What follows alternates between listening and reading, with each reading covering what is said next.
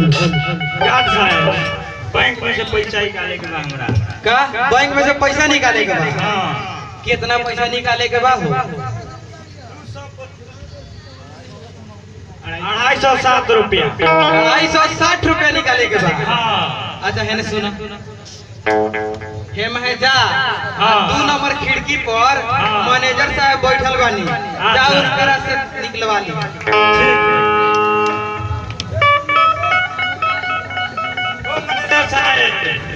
हाँ जी बोला जाओ। पैसा निकाले के बा का पैसा निकाले के बाद हां तनका चेक करके बताई कितना पैसा बा। आधार कार्ड दिया हो हमरा लगे आधार कार्ड कहां बा? आधार कार्ड हो भतार कार्ड। हां ई भतार कार्ड का होला भाई? आधार कार्ड का होला मैं की जाना ना आधार कार्ड दी आधार कार्ड होके तो दी हम पैसा निकाल देता नहीं तुरंत। आधार कार्ड कैसा रहला मैं की जाना आधार कार्ड बचाएं तो बोल बड़ी ऐसा आदमी के फेर में पड़नी ए भाई जौन बात तो जवन बा जवन दी हां हां आ नायका नहीं क्या है जौन पर फोटो हुआ रहेला हो अब मोदी जी बनवैले प्लान हां दे ना दो ए लगा कोए के चलो जे मोदी जी बनवैले रहनी जो हां हां मोदी जी मोदी जी पूरा हमार रास्ता दोस्त है। अच्छा पहले अपने के कहे के चाहिए अच्छा मोदी जी बनवानी है नायका आधार कार्ड मोदी ठीक बाटी लिया आ जाइए दुकान हे बाबा हां हां हे पर अंगुड़ी रखी ना पहले बदलाई ना कोई गो रुपया बा कोई गो रुपया बा एमे 420 रुपया बा ना तो बूढ़ा लोग पहले पैसा जाता लोग वृद्धा पेंशन निकाले हां धरे के एक बेर धरता लोग 3 बेर बैंक वाला निकाल के पूरा पैसा रख लेता तो हम वैसा के हमरा के बुझता तो वैसे हम पहले उठाना नहीं पहले चेक करेंगे तो चले उठाना धर्म करे चेक के हम कर दे तो भल तो बदलाई नहीं 420 रुपया अभी तरह में कहनी है जे हमरा लग में खाता नंबर देले बनी ओसे हम चेक कर देनी है आधार कार्ड देले रहती तो हम ना चेक कर पाईती। बाप रे बाप भर से निकाल के खाजा सब पैसा बैंक के मैनेजर अच्छा ठीक बात तरह चेक के पासबुक से निकाल देता नी बूढ़ा लोग आधार कार्ड दे दिलो अब देख ली लोग आधार कार्ड पे के लम अब वही आधार कार्ड के लमन टिप दिया पैसा निकाल ली बाद में कहलो जे हम ठा ए महाराज क्या करता नी ऐसा बात हां बोली के पा उठा धरे के बाद हे पर धारी के पा हे तो बोली ठीक तू आदमी इस पे रखना है यहाँ रखना है इस पे रखो स्कैनर पे हाथ रखो अच्छा मगर हो हाँ ठीक हाँ देखिए अब जागल बा कस के दबाओ लाग मार दे नहीं खेलूगा कुड़ी पे रखो कुड़ी पे रुका चेक करता नहीं होई कहाँ से आ जाता सब होई उठते नहीं छे आ होई तो खैर दूसर काम करे वाला है वो कौन सा काम करता है कौन सा काम करता है उसमें का कोई अंगुली एक रखो ना इसमें अच्छा ठीक बा रखो जल्दी रखो देखिए तो मैनेजर साहब निकल हाँ ठीक है 420 रुपया है बोलिए कितना निकाल दे इसमें से बैंक के मैनेजर हमको पूरा एकदम गणासी लग रहा है ना समझ में आ रहा है मेरा खाता में 360 रुपया है ये बोल रहा है 420 रुपया पूरा बुद्धू है हे भगवान आज कैसन कैसन आदमी के पाला पड़ल बनी सुबेरे सुबेरे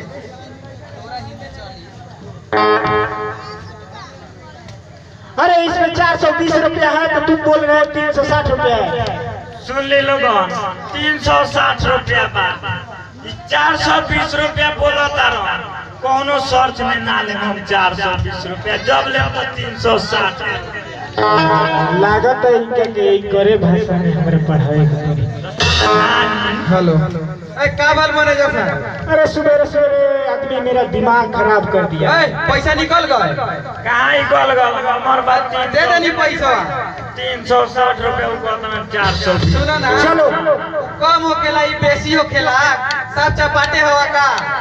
ए जाए दो, हमरा कमे चाहिए, हमरा ज्यादा ना चाहिए। ठीक है आओ। तू अपन 260 रुपया लो अपना घरे जा। दोसर ऐसे जे हमर बाबू बानी नु तो प्राइवेट स्कूल में पढ़ाई वाली सरकारी में ना। अच्छा लागत हमरा वही सही बा। ठीक बा, पैसा इसमें से 360 रुपए निकाल देना है। ठीक है चलिए एक बार और उठा रखिए। सुपरवाइजर साहब, गार्ड साहब, एक बेर रख देले बानी। हमरा पैसा निकाले के वो बा। तो चेक करने के लिए रखे थे। जमा करे के बाद जमा करे के पैसा जमा करे। हाँ हो गया। तो एगो काम करी, चलिए अपना कैश लीजिए और जाइए। यहाँ से मेरा सुबह सुबह खूब ओकरा से जमा करवा ली। वॉचमैन चली आई जाई। 360 रुपए मिल गल, साले के बुधा बना देल बानी है। हाँ बहुत हमको चूना लगा दिया। जफा गड़ासी के जाली बना दे। हाँ वॉचमैन इसको बाहर निकालो जल्दी। चलो जाना।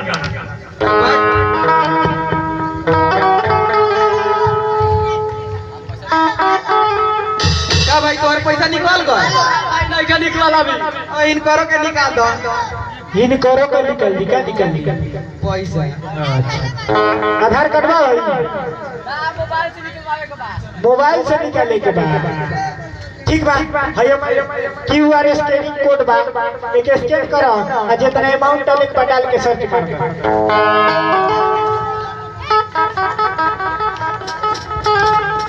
ठीक बा है हमारे स्कैनिंग कोड हो गए।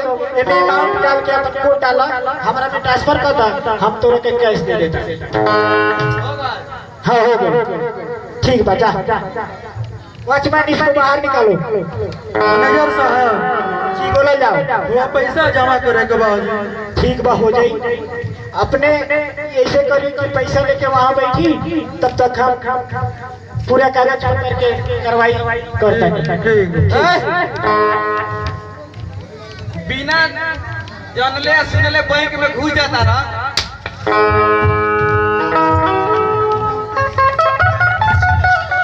पैसा इनका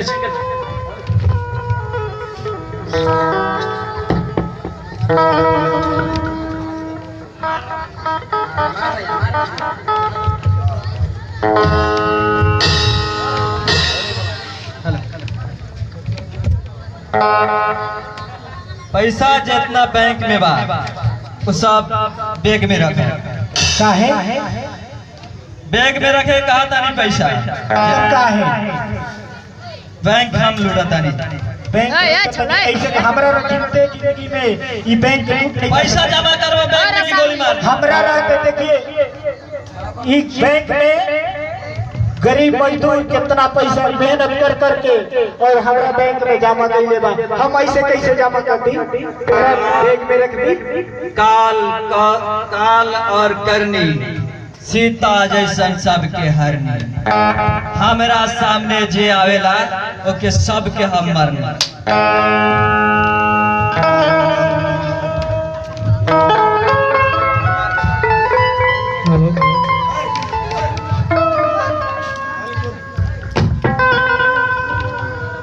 हे भगवान, अब तो हम लूट गए नहीं, पूरा पैसा चोरी हो गए, सब डाकू छीन ले गए। पूरा पैसा तो चोरी हो गए, सब डाकू छीन ले गए, सब कमाई माटी में मिल गए। कि गरीब आदमी और बुर्बक आदमी को पैसा छीनने और इलाज करनी। 5 रुपया के सुई 200-300 रुपया लेकर इलाज करनी, सब माटी में मिल गए। पेपर से हम फ्री में इलाज करम, पैसा पेपर से ना हम।